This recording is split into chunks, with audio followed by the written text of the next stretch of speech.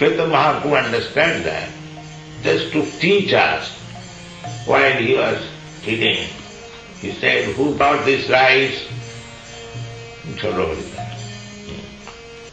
So ask him not to see me anymore. Finish.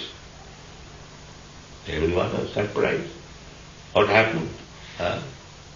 Then by inquiry it was found that he lustfully saw one young woman. That Chaitanya Mahaprabhu is so strict that he rejected him from his associates. Then other big devotees requested him that he has committed some mistake. And please excuse him, he is your servant. And Chaitanya Mahaprabhu said, all right, then you bring him back, you live with him, I am leaving this place. I am leaving this place. Oh, then said, no sir, we shall not raise this question anymore. So when this Chota Haridas found it impossible to again go into the assembly of Chaitanya Mahaprabhu, he found it hopelessness. Then he went to Triveni and committed suicide. The Chaitanya Mahaprabhu knows anything. Then sometimes after he inquired, what about Chota Haridas? Somebody said, you rejected him out of disappointment. He has committed suicide. Oh, that's nice. Let's see how it's different. That's nice. He never expressed any sympathy. Oh, I rejected this person and he has committed suicide. Oh. No, he said, oh, that's nice, that's all right. He said like this is one thing. Another thing, Shivananda, one of his very exalted devotee, who was taking care of all devotees who were coming to Chaitanya Mahaprabhu to visit during Rath Yatra. So his wife came and offered Chaitanya Mahaprabhu his incense, and he saw that the wife is pregnant. So he immediately asked Shivananda, your wife is pregnant? Yes. All right, when she gives birth to a child, you keep his name like that. Now see, one man simply saw with lusty desire to a young man, he was rejected. And one man has his wife pregnant, he adored him, that's all right. So sex life is not forbidden in this movement, but hypocrisy is forbidden. Then if you become hypocrite, then there is no way. That is Chaitanya Mahaprabhu. Chota Haridas, he presented himself as a brahmachari and he was looking after a young woman. Then he understood he is a hypocrite, rejected. And Shivananda said, he was Grihastha, Grihastha must have children, what is wrong there? He said, yes, my remnants of Purusharth should be given. This is Chaitanya Mahaprabhu's movement. So our request is, don't be hypocrite. There are 4 ashramas, Brahmachari, Grihastha, Vanaprastha, sannyas.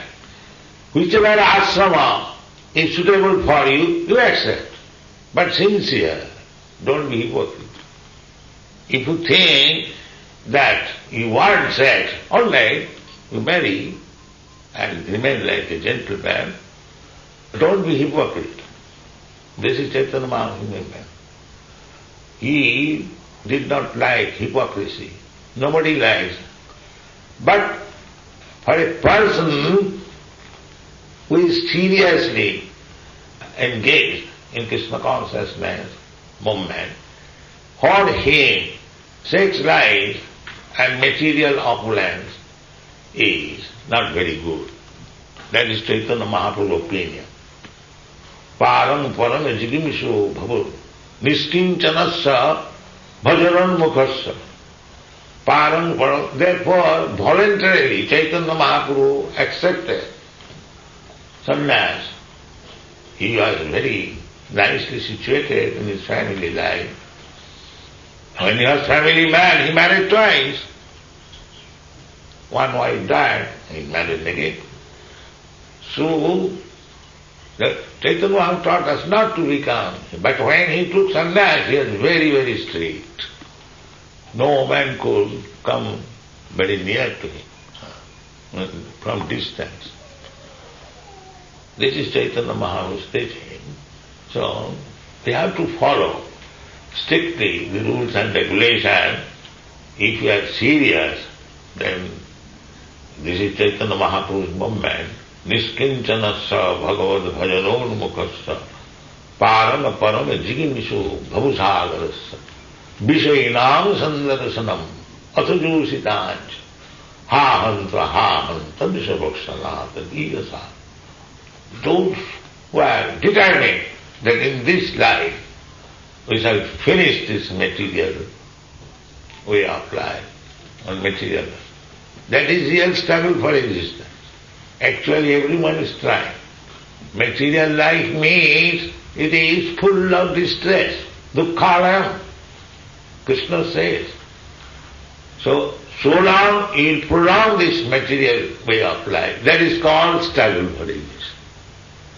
The struggle for existence and survival of the fittest, this word is very common, but nobody knows what is the struggle for existence and what is the platform of becoming fittest.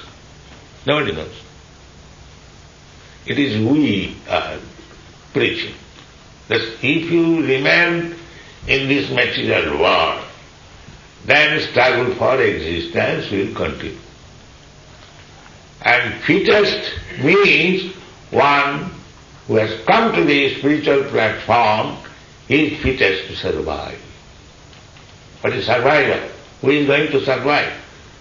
Do you mean to say by cultivating health culture very strong and you will survive?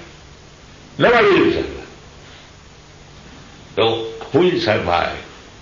Only Krishna conscious. If he is strictly Krishna conscious, then he will survive. Tatta deham punarjanmanaiti mameti.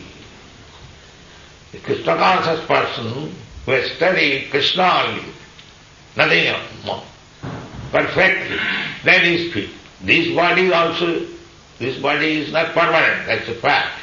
But tatta deham, after giving us this body, no more material body, spiritual body. Satchidananda Vigraha. So we should be very serious, we should not fall down from the standard of Vedic culture. If you are actually serious about stopping this, manasasthani indriyani prakritisthani person, this is struggle for existence. In this material world, everyone is struggling to survive. But who is surviving?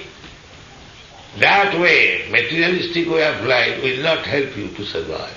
That is, prakritikriyamanani, nature is so strong, then you must die. I am very strong, you may be very strong, that's all. But you must.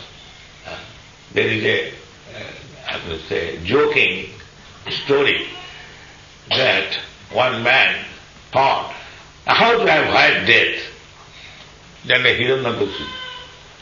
So he thought that Yamaraj is the superintendent of death, he comes to take. I shall make such policy that he may not come to me. What is that policy? To bring some stool, I shall smear over my body, and out of bad smell he will not come. So he began to smear stool on his body at the time of death. So this is going on. They are making body very stout and strong, that they will survive. Nobody will survive, sir, unless he is Krishna conscious. Thank you.